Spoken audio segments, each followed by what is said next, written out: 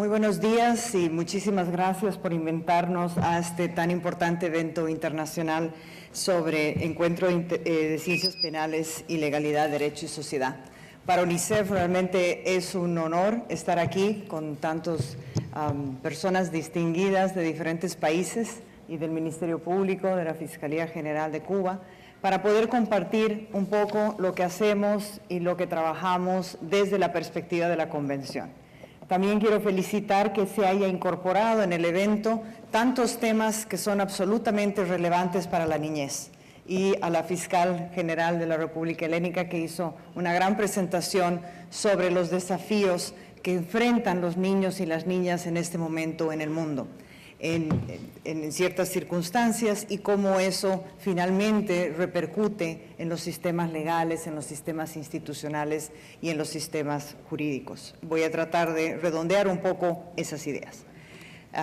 Como todos ustedes saben, y ya lo hemos mencionado, la Convención de los Derechos del Niño es el marco por el cual trabaja UNICEF, y es a través de la Asamblea General de las Naciones Unidas que nos da ese mandato para poder abogar por la protección, el respeto y la garantía de los derechos de todos los niños y las niñas. Por eso la Convención para nosotros, si pasamos a la primera, gracias. La Convención para nosotros es la guía de todo nuestro trabajo. La siguiente. La misión de UNICEF es contribuir a la realización de los derechos de todos los niños y niñas, especialmente los más desfavorecidos. Su creación en 1946, y mucha gente no sabe por qué tenemos la E en UNICEF, es porque es creado como un fondo de emergencia, que en una primera instancia responde a las necesidades de los niños y las niñas afectados por las guerras. Sin embargo, vamos evolucionando, y ya con la Convención sobre los Derechos del Niño en 1989 se nos da un marco de trabajo jurídico mucho más concreto, y donde la propia Convención establece que los Estados parte pueden acudir a UNICEF para el acompañamiento en la implementación de las recomendaciones del Comité y el cumplimiento de los derechos del niño establecidos tanto en la Convención como en las recomendaciones generales. En este momento nos encontramos en 191 países y tenemos un plan estratégico que está finalizando, y uno nuevo que busca definir el acompañamiento y el aporte más estratégico de UNICEF al logro de los objetivos de desarrollo sostenible. Muy rápidamente, la Convención, recordamos que es un marco jurídico internacional para trabajar en materia de derechos humanos de los niños y las niñas. Los derechos inalienables que poseemos todos seres humanos y que son inherentes a la dignidad, y los mismos principios de universalidad, indivisibilidad, interdependencia, rendición de cuentas, participación libre y significativa en todos los ámbitos de su vida, económico, social, político, cultural. La Convención requiere la ratificación de los Estados parte y luego la articulación en las legislaciones nacionales. Entonces, la Convención es el primer tratado que recoge los derechos humanos específicos para los niños y las niñas, donde los Estados se comprometen a respetar, proteger y satisfacer los derechos humanos de las personas menores de 18 años. Estamos hablando de derechos civiles, políticos, sociales, económicos y culturales, y derechos específicos de protección para asegurar el crecimiento, el desarrollo en las mejores condiciones de bienestar. El mayor cambio que significa la Convención es este reconocimiento de los niños, niñas y adolescentes como sujetos de derecho, que cambia este modelo jerárquico de relaciones entre niños, niñas y adolescentes y adultos. También nos provee un marco inédito de protección integral, y es la guía del trabajo de los Estados, de las Naciones Unidas y otros actores no estatales. Como vemos, tiene 54 artículos, la parte de los derechos sustantivos entre el artículo 1 y 41, los mecanismos de control de su cumplimiento entre el 42 y 45, y el sistema de ratificación, entrada en vigor, modificación y reservas. Los principios de no discriminación, interés superior del niño, derecho a la vida, a la supervivencia y el desarrollo, y el derecho a expresarse libremente, la opinión y a participar. Esto fue también ampliamente debatido el día de ayer en una de las mesas, y fue muy interesante ver cómo se están haciendo estos análisis de la aplicación del interés superior del niño en diferentes aspectos. El artículo 19, que es el cual nos tiene que llamar la atención y por el cual estamos el día de hoy también todos juntos analizando el tema, sobre la protección. Entonces, los Estados partes se comprometen a adoptar todas las medidas legislativas, administrativas, sociales y educativas para proteger al niño y a la niña contra toda forma de perjuicio o abuso físico o mental, descuido o trato negligente, malos tratos o explotación, incluido el abuso sexual, mientras el niño o niña se encuentren bajo la custodia de los padres, de un representante legal o de cualquier otra persona que lo tenga a su cargo. Estas medidas de protección deberían comprender procedimientos eficaces para el establecimiento de programas sociales con objeto de proporcionar la asistencia necesaria y a quienes cuidan de él, así como para otras formas de prevención, identificación, notificación, remisión a una institución, investigación, tratamiento y observación ulterior de los casos antes descritos de malos tratos y según corresponda la intervención judicial. Por tanto, el concepto de protección que tenemos en el caso de la niñez va de manera un poco más amplia. Compartimos los derechos con el resto de las personas, pero en el caso de la niñez y de la adolescencia se requiere una protección particular. Y aquí nos estamos refiriendo a los casos cuando no tenemos los cuidadores primarios, cuando están enfrentados a abuso, explotación sexual y comercial, trata, tráfico y trabajo infantil, abuso físico y psicológico, conflicto con la ley penal, conflictos armados, diversas formas de violencia y prácticas perniciosas. ¿Qué es lo que implica entonces, y voy a tratar de un poco montarme sobre la anterior presentación, qué implica la protección integral? Requiere un enfoque holístico del niño y de la niña. Como decíamos, pasan de ser objetos de cuidado y de necesidad, que se discutió ampliamente el día de ayer, a sujetos de derecho. Y por tanto, como sujetos de derecho, hay una responsabilidad y una exigibilidad de quienes tenemos esa responsabilidad para y hacia los niños. También la autonomía progresiva, de manera que los niños y las niñas van participando, deben ser escuchados, van asumiendo ciertas posibilidades también de ellos mismos, ser parte de los procesos llegando hasta la adolescencia. La protección integral también incluye, si vamos a la siguiente, los tipos penales que protegen a los niños frente a riesgos y daños, los procesos y procedimientos penales que protegen a los niños de la victimización secundaria, es decir, cómo ellos participan del proceso, ya sea de la denuncia, la declaración, el peritaje, pero también tenemos que asegurar la reparación del daño provocado, y eso requiere acción terapéutica. Finalmente, mecanismos que aseguren la no repetición. ¿Cuáles son los desafíos que hemos identificado a nivel global de protección de la niñez y de los cuales voy a tratar de aterrizar en América Latina? Tenemos que hablar de los diferentes tipos de violencias. Tenemos que hablar todavía de trabajo infantil, la pérdida de uno o ambos progenitores, las prácticas perniciosas como la violación o excisión genital de mujeres y niñas, el matrimonio antes de cumplir los 18 años y otras edades mínimas, la carencia de una identidad o certificado de nacimiento, como se mencionaban, los desplazamientos por diversas causas, el embarazo adolescente, la trata, tráfico, la detención por procesos judiciales y responsabilidades penales. Y todo esto pasa por crímenes transnacionales, pasa por el uso de las nuevas tecnologías, ya no queda en el ámbito nacional únicamente. En el caso de América Latina se han priorizado 5 de estos temas desde UNICEF, que vemos como los principales desafíos. La violencia contra la niñez y la adolescencia, no solo en las familias, sino también en las escuelas, en las comunidades y en las calles,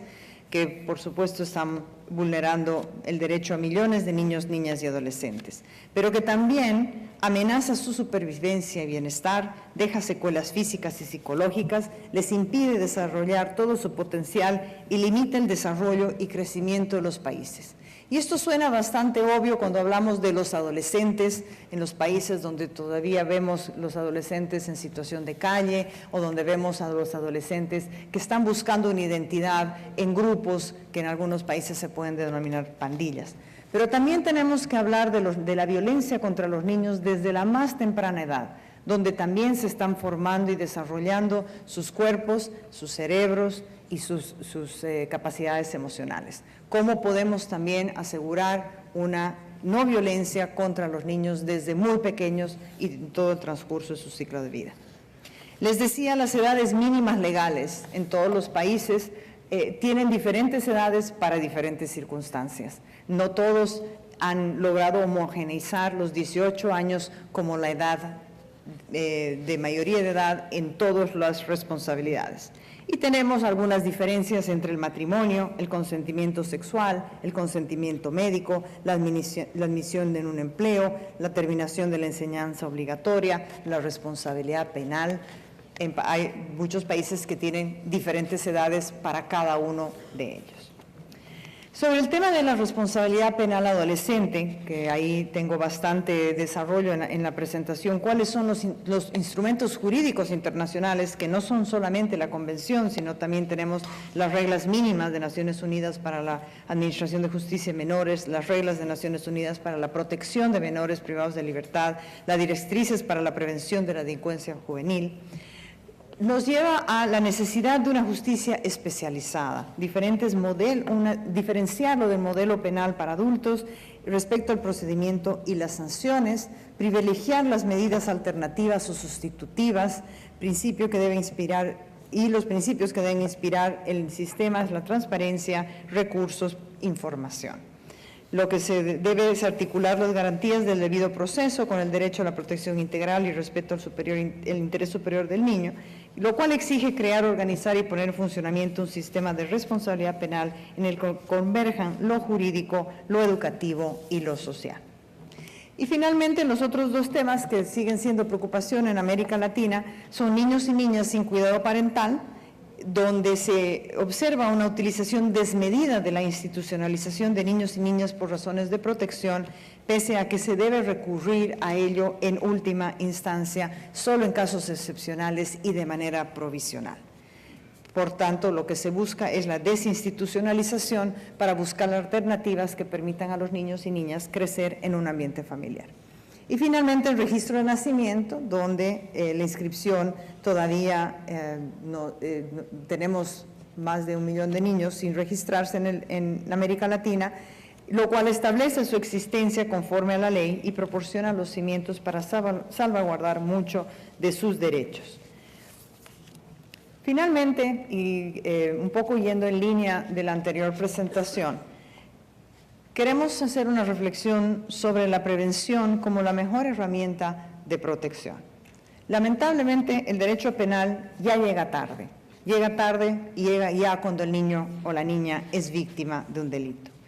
Y por eso planteamos que la mejor política criminal es implementar políticas sociales que aseguren la protección integral del niño, de la niña y de los adolescentes en los ámbitos en que estos se desarrollan: la familia, la escuela, el barrio y la comunidad. Y donde hay que trabajar con el primer círculo de protección, que son los madres y los padres desde muy temprana edad, para que sepan cómo tratar, cómo relacionarse con sus hijos e hijas, y también educar a la sociedad en cómo tratar a los niños y a las niñas. Por tanto, la creación de entornos protectores, que es la mejor estrategia para salvaguardar a los niños y niñas de abandono, violencia, abuso y malos tratos, requiere de información, requiere de fortalecer las capacidades de los diferentes estamentos de las sociedades, requiere el respeto a los derechos por las familias y la participación de los niños, niñas y adolescentes. Lamentablemente, todavía nos enfrentamos a actitudes, tradiciones, costumbres y comportamientos y hábitos que discriminan a los niños, no les dan el espacio que merecen dentro de la sociedad y, sobre todo, de manera particular, los estereotipos y roles de género continúan afectando a las niñas, limitando sus posibilidades. Por tanto, lo que se busca es el compromiso de los gobiernos de respetar, proteger y promover la protección de la infancia, tener un debate abierto sobre los compromisos en relación a la protección de la infancia, que existan leyes que garanticen la protección y su aplicación, de elevar la capacidad de quienes conviven con los niños y las niñas, no solo padres y madres, también estamos hablando de todos los servidores públicos que tienen alguna relación con niños y niñas. la preparación, información y participación de los propios niños y niñas como sujetos de derecho, la vigilancia y denuncia social de cuestiones relativas a la protección de la infancia y la creación de servicios de atención y reinserción. Quiero terminar con lo que estamos haciendo desde UNICEF, cuáles son las estrategias desde UNICEF para fortalecer los ambientes protectores para la niñez y la adolescencia. Seguimos promoviendo todos estos mecanismos y por eso agradecemos este espacio para seguir trabajando con ustedes y que sea parte integral de la agenda de este Congreso, el enfoque basado en derechos, la inclusión de la infancia en planes nacionales con recursos, con metas, con presupuestos claramente asignados, diálogo con gobiernos, comunidades, familias, niños, niñas y adolescentes para fomentar actitudes y prácticas de protección, alianzas con gobiernos, instituciones no gubernamentales, asociaciones profesionales, medios de comunicación, también el sector privado, y los diferentes enfoques generacionales que se requieren. Algunas acciones que hemos estado desarrollando en los diferentes países es la colaboración con legisladores en materia de protección de la infancia, incluida la elaboración de manuales para parlamentarios, apoyo a reformas jurídicas nacionales y a la participación en el desarrollo de sistemas de justicia juvenil. Trabajamos mucho en la capacitación de jueces, de fiscales e incluso hemos estado acompañando la creación de justicia especializada en algunos países, no solo en el ámbito también legislativo y jurídico, también en el ámbito judicial y también en el ámbito comunitario. Lo que buscamos finalmente es un enfoque ecológico que nos permita abordar a todos los factores de riesgo y los factores de protección, dado el impacto devastador de la violencia en la vida de los niños y las niñas, donde es necesario prohibir toda forma de violencia contra ellos, dar prioridad a la prevención y promover valores no violentos. La protección entonces de la niñez y la infancia lo que requiere es voluntad política, inversión pública, sistematicidad y coherencia, sostenibilidad, abordajes intersectoriales y multidisciplinarios, enfoque de derecho y equidad de género, disponibilidad de información, gestión de conocimiento, participación significativa y comunicación para el desarrollo. Termino con esta gráfica donde vemos que los niños y las niñas deben estar al centro. Debemos crear estos entornos protectores a través, como digo, políticas, presupuestos, legislación, actitudes, protección social, capacidades en la comunidad, participación en la infancia, responsabilidades y debate público. Con esto, que se dice rápido, pero es una tarea enorme, espero haber dejado en ustedes algunas inquietudes, algunos desafíos y, por supuesto, reconocer los grandes avances que se han dado en diferentes países, particularmente en Cuba, donde venimos trabajando muy de cerca todos los sistemas que buscan garantizar esta protección integral de los niños y niñas cubanos. Muchísimas gracias por su atención.